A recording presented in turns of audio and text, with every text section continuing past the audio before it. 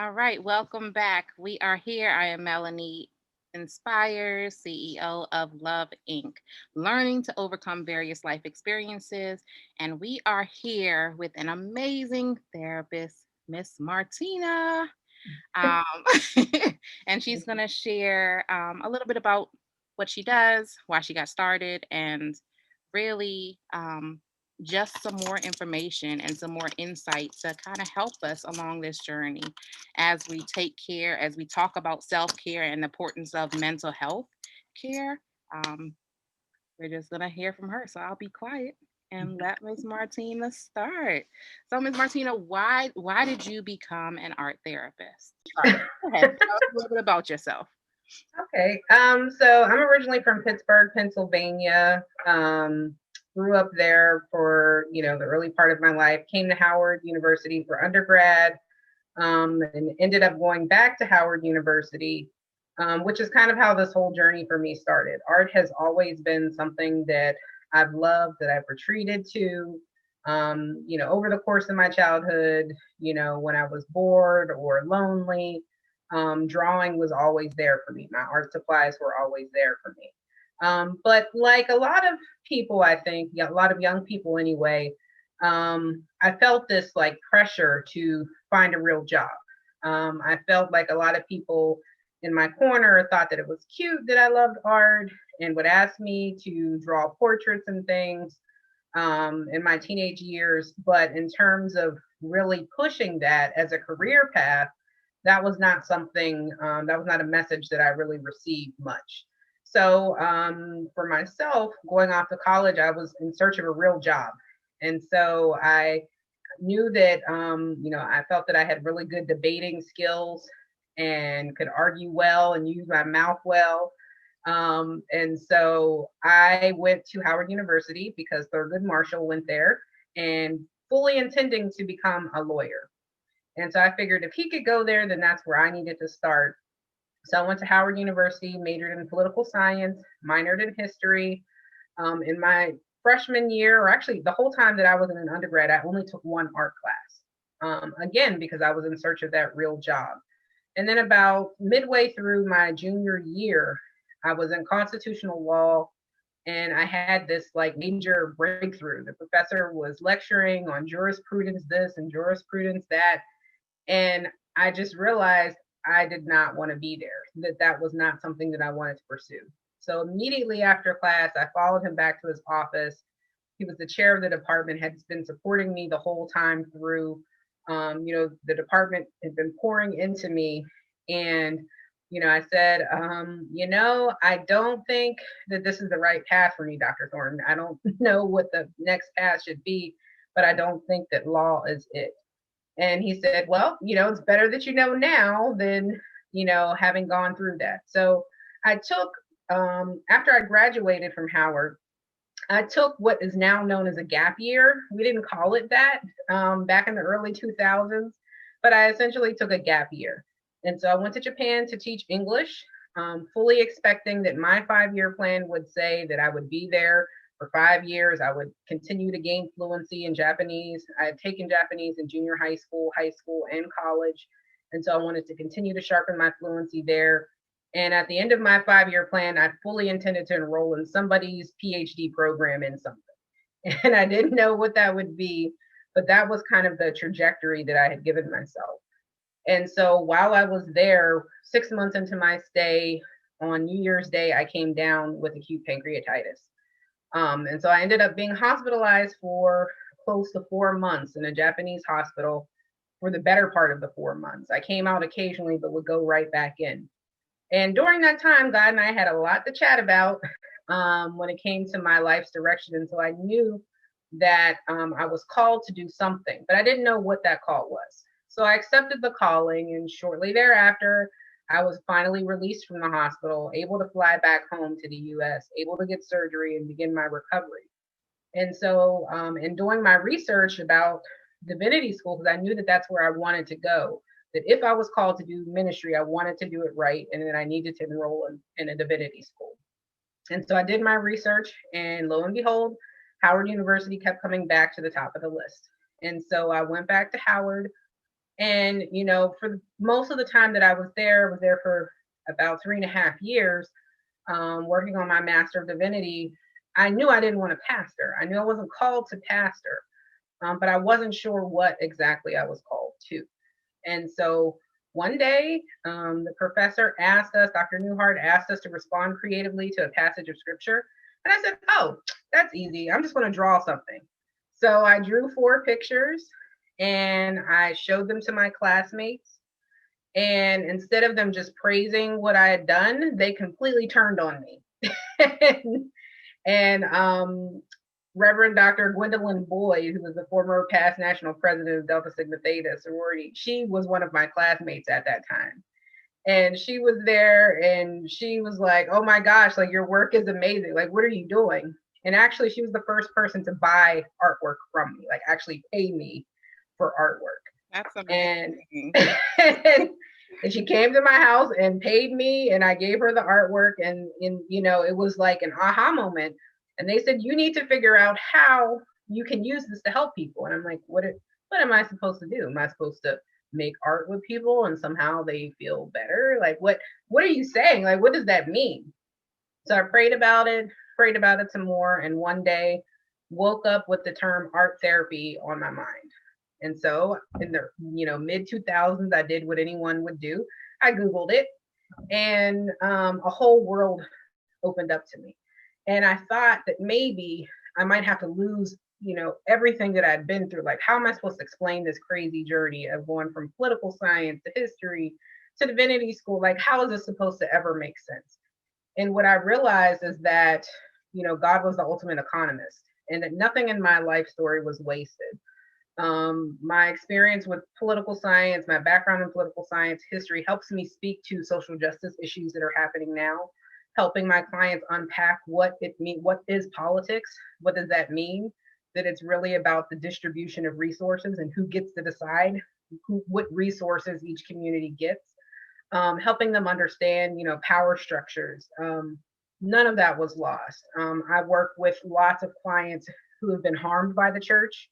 Lots of clients who were discouraged to seek mental health services because of the church. And so having a background in divinity allows me to minister to them in a way that helps them open up and realize that, this doesn't need to be an antagonistic relationship, that you can have a therapist and Jesus too. You don't have to sacrifice one for the other. And so absolutely nothing has been lost in my experience. And I think that my work has been richer for it all. That was powerful. You said a lot. The key thing that really stood out to me is the fact, what you just said, nothing has been lost. Mm-hmm. And I think that's really important. Can you talk a little bit to maybe a young person, or a recent graduate, or someone that is in the middle of this pandemic and thinking, well, okay, now my plans are completely foiled. I can't do what I envisioned, like everything is different. What would you say, or what advice would you give to someone right now? So for me, as a minister, I'm just reminded that blessed are they that mourn, for they should be comforted.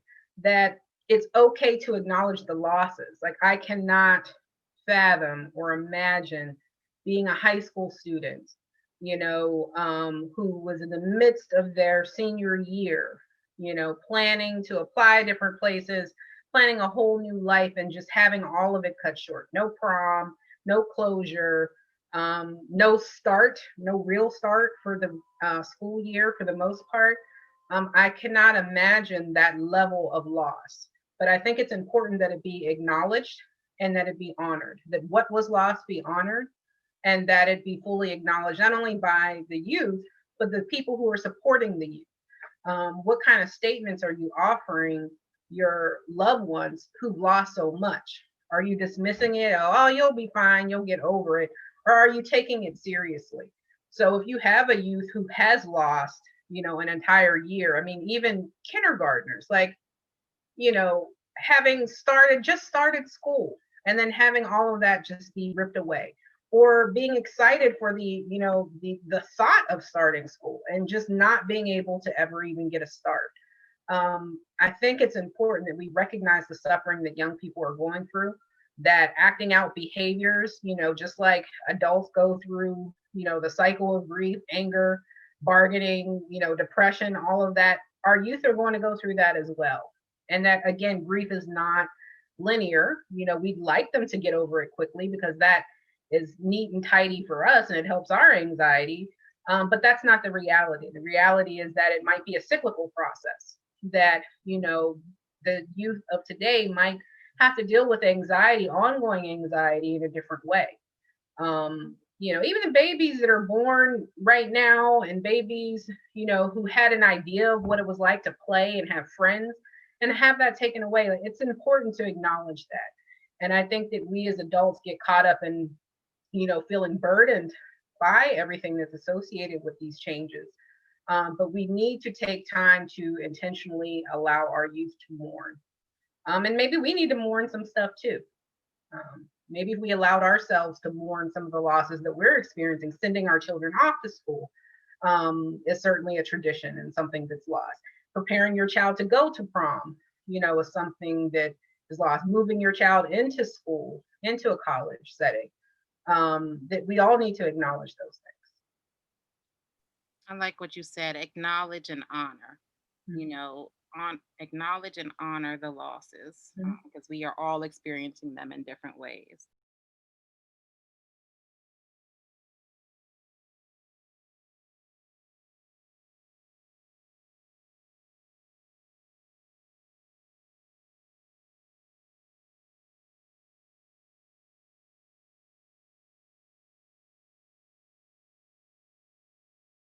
Mm. When would you tell someone, or how would someone know when they're in need of therapy? And can you speak to some different forms of therapy that you provide? That I provide, or in general, You or that's provide, or available? in general too. Okay. So myself, I'm an art therapist. That is my true identity. I'm an art therapist as well as a counselor. So I have my board certification in art therapy, and in the state of Maryland, I'm licensed to do art therapy. I'm also a licensed professional counselor in Washington, D.C., and a licensed clinical professional counselor in Maryland as well. So that's my alphabet soup. And so I'm very much a person-centered, humanistic therapist, in that, the client's needs come first. The client's needs, perspective drive the bus. I'm very much into trauma informed care. That's something that I believe in. I think that there's trauma everywhere. COVID in and of itself has been traumatic, and I don't think that we've treated it with that lens. And I think if we did, we'd be better able to appreciate just how it has been impacting different communities. So trauma informed care is something that I very much believe in. I believe in sensory motor psychotherapy. I'm definitely a somatic processor, meaning that incorporating the body in the work that I do, incorporating the body in my own healing. I love dance. Dance is very therapeutic for me. But there are lots of modalities out there for everyone. There's something for everybody. So if you're the type of person who likes getting specific instructions and likes homework assignments, then there's cognitive behavioral therapy out there, and there are lots of providers who offer that. If you're the type of person who really enjoys music, there are music therapists that are out there that incorporate music in their therapeutic work. There are dance movement therapists. There's drama therapy. I'm speaking primarily of the expressive end of the spectrum because that's where my heart lies. But for those who like talk therapists, they're available as well. So I'm an art therapist, but my therapist is a psychodynamic talk therapist. And so I think that, it's like any other relationship you would have. You want to make sure that you have a good rapport with the person, that you feel heard and understood. Those are two key things that you want to look for. Is this person really listening to me? Am I a number to them? Are they just waiting for the next person to come in? That's what you want to look for, that kind of genuine connection with a person. I think that therapy is worthwhile for everyone. I believe that everyone can benefit from therapy. And as I shared before, therapy for me is something that I continue to do. So I am a therapist who sees a therapist. I've been seeing my therapist since I was in divinity school, and I still see her. I talked to her this morning. So it is one of my most consistent, ongoing self-care practices. You don't have to wait until everything hits the fan before you get help. It can be preventative. It can be used in a celebratory fashion. It can be used just for self-betterment. It doesn't have to be something that's only used for when there's a problem. So it can be preventative as well. So I think that anyone can benefit, and there's a therapist for everyone. Thank you. That was some really great information, and I loved how you talked about the different forms of expressive therapy and expressive arts. Because I think when people hear therapy, they think of like a couch and just laying there and disclosing everything. Well, I like a good couch. I have a couch in my space. I do like the couch. Don't get me wrong. But I think most people, when they hear therapist, they automatically think of a talk therapist, I think, Mm, and may not know or be aware that there are other forms of therapy that, they find out what suits them and what exactly. may work for one person. Like therapy is not a cookie cutter approach, and No. anything in life. I mean, it's, there's nothing cookie cutter about life, period. We Mhm. all have different experiences and we all interpret things and feel things and adapt to things in different ways. So it's really important to understand what works for us, Mhm. and then pursue that and seek that, Mhm. right? So Absolutely. yeah, so what advice would you give someone to try to understand like what would work for them? So again, I think it goes back to having a genuine relationship. So the therapist that I've been working with since 2007 was not my first therapist. So I tried this one therapist. I don't even know how I found them, probably online or something. But she was not very affirming. She was not African American, and so I was like, well, let's see how this goes. And sure enough, it didn't take long before there was microaggressions, borderline racist comments being made to me in my therapy, and so that felt very toxic. And thankfully, I recognized it as being toxic and didn't just brush it off as like, well, maybe this is how this is supposed to go. No, I recognized deep down that that was something that wasn't right and shouldn't be occurring in therapy. And just to make sure, I asked a friend at the time, and they were like, "Yeah, I don't think your therapist should say things like that." And so I never went back to that particular person. One, because I was a number, and two, because she didn't understand me or my life experience. And so, finding somebody who gets you on that level is important. And it's okay to fire a therapist. It's fine. Like if it's not working out. I've been fired before by clients because it just wasn't a good fit. Maybe they wanted, something different than what I offered. Um, you know, Personality, the work style that I use, something didn't work. And so sometimes people don't come back. Um, and also, there's a process to it. Sometimes people say they want to change and then they're not really sure about it. And so, even if that happens, don't give up. Just because it didn't work one time doesn't mean that you can't try it again. I could have gotten really discouraged with that one incident, and never tried therapy again and just sworn off all therapists. But I was encouraged to continue looking, and I did. And then that's how I ended up finding my therapist. And it's funny, Howard University ages ago on their radio station used to have this like call-in segment with therapists, Audrey Chapman, early in the morning on like Saturday morning, and I would listen to it. And so she had a show, and so actually called her to see if she had availability because I liked her style. And she didn't have availability, but she had a relationship with my therapist, and so she recommended her. And so that's how I found her, and that was all through relationship. And so a lot of therapists, have, even if they're not available, they may know someone who is. They may have an idea. So if you reach out and they say no, you can still ask, like, hey, well, do you know of anyone you would recommend? They may be able to respond back to you in that way. So don't give up. That's not what I would say. Perfect. Thank you for that advice and those tips. I had one final question, and then you can share anything else that you want to share. Um, but I guess for what advice would you give to a young person that may, um, or even a parent, their child may be expressing or showing signs of depression or anything like that and saying that they need therapy, and the parent may not agree or may not think that anything is wrong? How would you, or what would you do in that scenario? In that scenario, I would really want to talk to the parent because I would want to understand how is it that you can hear an earnest concern from your child, right, that you've raised, and not take it seriously.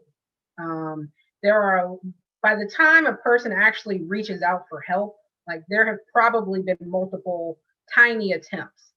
And so for a person to actually reach out and be able to vocalize clearly, mom, parent, father, adult in charge, I really could use some support right now beyond what you've already provided me. I think that that's worth listening to.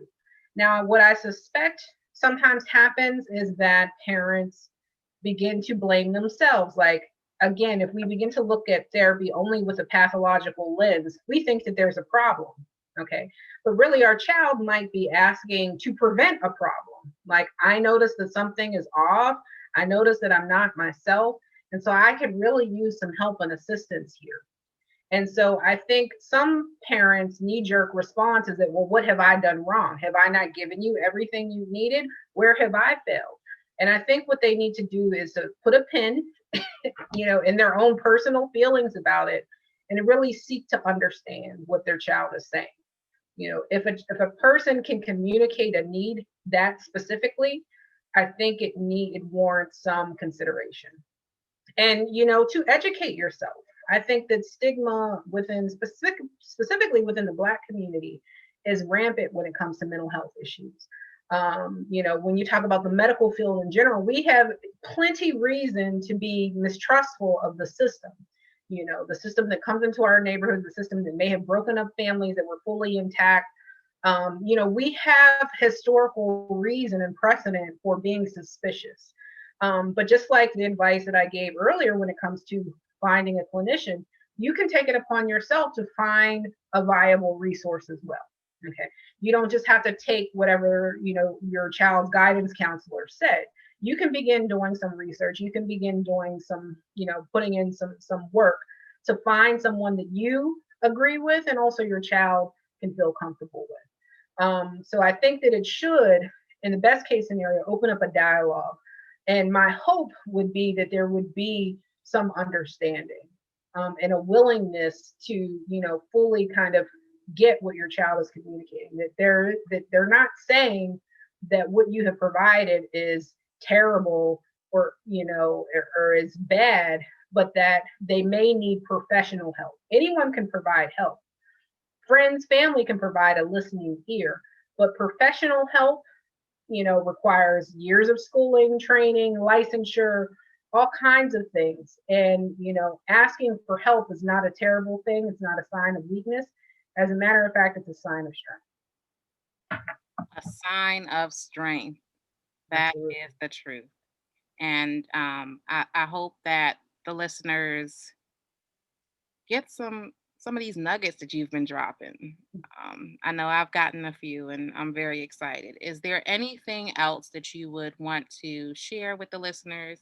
Um, Um, I would just say, that there are lots of resources that are out there. So if this, if you're still a little bit uncertain, uneasy about this whole mental health thing, there are a lot of online resources that you can explore to get more understanding. Black Therapist Rock is a great resource that I follow. That's basically a collection of therapists in the DC metropolitan area, so the DMV.